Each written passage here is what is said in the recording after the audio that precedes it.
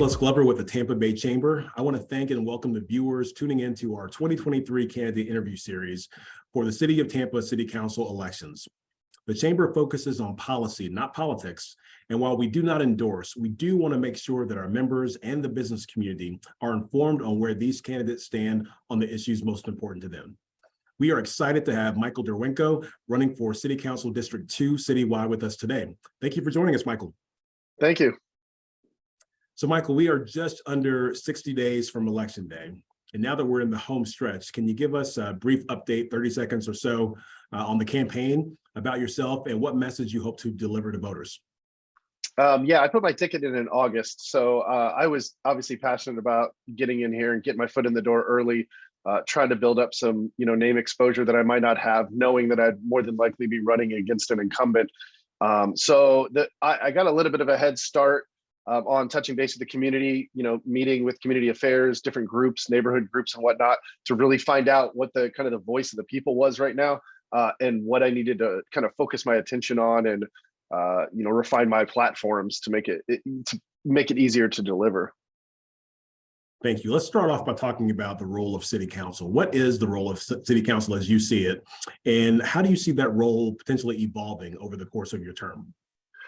The checks and balances, the system that exists has obviously worked for a long time. We are a mayor strong community, so I do believe the mayor should provide a budget for oversight by council. We're ultimately the voice of the people. We have 1 million plus people here. Everybody can't speak at once, and so they're reliant on us as community members to stay engaged, to be their voice, and to listen what they say and bring that message back to council, and really not necessarily challenge what the mayor does, but just make sure that everything's done at a credible level. You mentioned the budget. Obviously, approving the city's budget is one of council's biggest responsibilities. Some of the state budget experts and economic analysts are anticipating potentially a slowdown during your term. If that does happen, Michael, how should the city prioritize spending? We have to follow the numbers. We have to see where the money's going. The breakdown, I know we spent about $191 million additionally on the police force last year or this coming year. So I think we have to look at the numbers. We have to look at the big numbers, especially. I also think we need to look at where we're getting revenue from. I think we have some avenues that we're not necessarily capitalizing on the revenue that could exist, one of them being public transportation. I know we have trolleys and we have buses, but I think more could be done there to try to bring in some additional revenue and pay for the resources we need. Excellent. A lot of quality of life considerations there. In addition to what you mentioned, obviously housing is a big component of that. This chamber has leaned in very heavily into that missing middle or workforce housing. We define that as the 80 to 120% of area median income. And obviously there's a need here in Tampa and all Tampa Bay for that matter. Michael, what zoning and policy changes would you support to address the growing workforce housing needs in Tampa?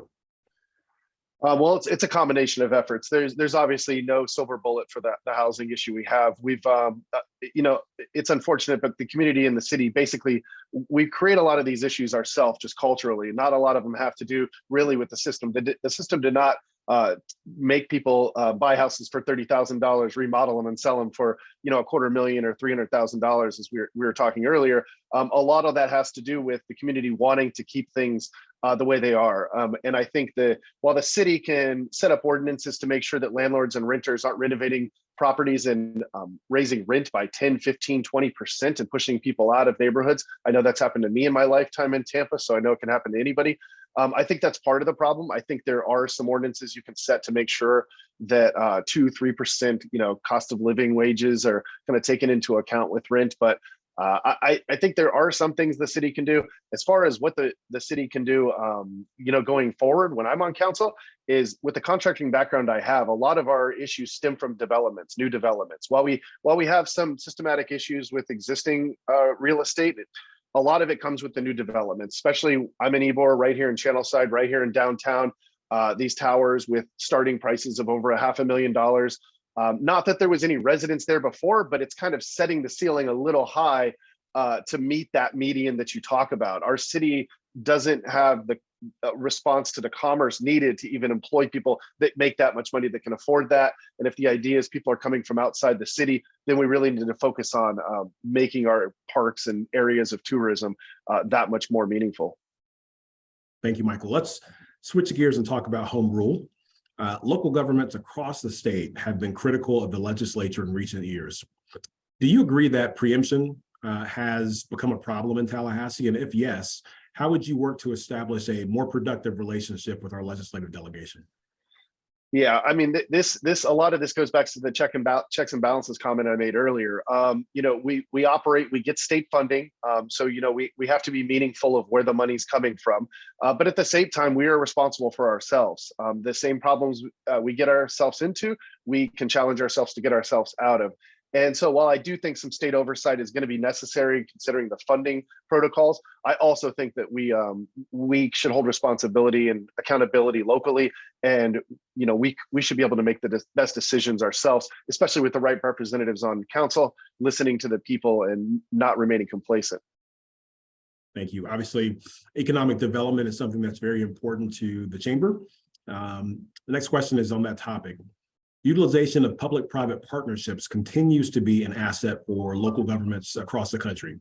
What opportunities for P3s do you see in the city of Tampa? Well, I would need a little bit of clarification on this, because if we're talking about the development side, I have one opinion. If we're talking about the kind of business growth side, I have another one. Which one in particular are we talking about?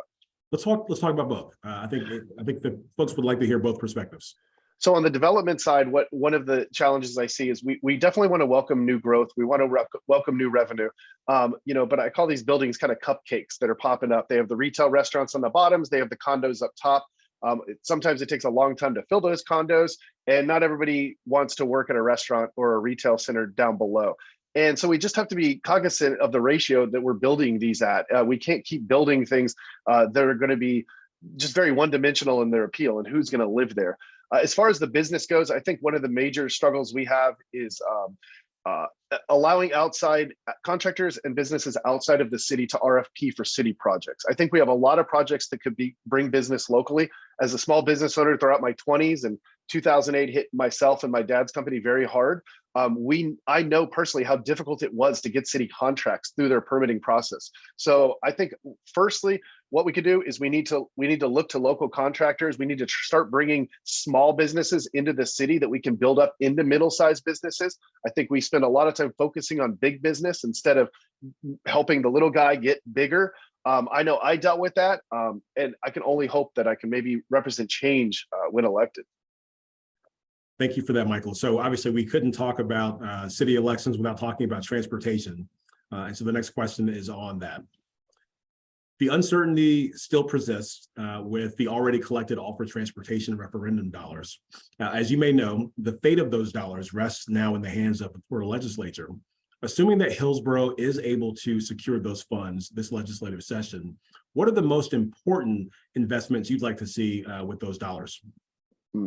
Well, a lot of it is mobility. I think we have a traffic light issue. I know it costs about $1 million to pave a mile of road in this city. So, and I think we're about $12 million under budget every year. So I know we have some challenges already. You would hope that would come in. Honestly, the priority for me, I will be straight when I tell you, fixing potholes and putting speed bumps in is not what that money's for. That money is for creating mobility efficiency in our city. We need sidewalks filled in our East Tampa areas that lead to crime. I really think it's as simple as mobility when it comes to crime-ridden areas. I think that there's no flow of traffic, there's no people moving through it because we create these challenges with our walkways and our roads. So I'd like for it to go to that.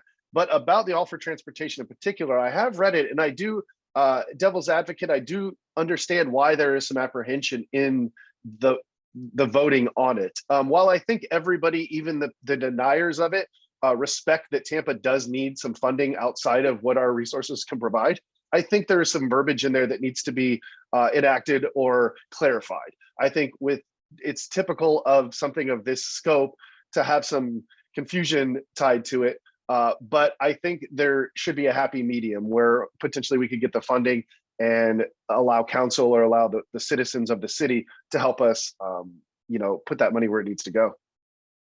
We touched on some very important issues today, but before we wrap up, is there a priority or position that is important to you in your campaign that we haven't discussed that you'd like to talk about, or something you want to circle back to and reemphasize? The big one with me is I come from water management. I've been a water management contractor since I was about 16 years old. So there's not much about water I don't know. Water below the ground, water above the ground. So a lot of my priority stems from the Hillsborough River. I grew up on the water. I know how much of a priority keeping the water safe and clean is for our tourism aspect. We keep building pathways along the water. The water is toxic to swim in. It smells, there's litter. I go out on the barge once a month with Keep Tampa Bay Beautiful and clean up trash. So while we continue to put our focus around the river, I really think we need to focus on the water quality in the river. And I know that ties back to a little bit of the Pure Water Project, but these are things that I really want to be a part of. I think we need to open public springs, private springs along the Hillsborough River. A lot of residents have private springs gushing in their backyards. We could open up with the proper incentives from the city to, kind of try to refresh the estuary along the river and make the river more livable. So a lot of it kind of has that environmental aspect when it comes down to cleaning up the waterways and ultimately helping with the challenges of the Pure Water Project and some stormwater runoff issues that we're having in the city, because I do think Tampa Bay focuses around our bay and our waterways, and we've sat idle for a while on that. As we wrap up here, Michael, where can voters go to learn more about you and your campaign and the positions that are the most important to them? So I'm on all social media outlets. My website is mdforcitycouncil.com. You can go to the bottom of the page. I have an upcoming events with every scheduled appearance on there.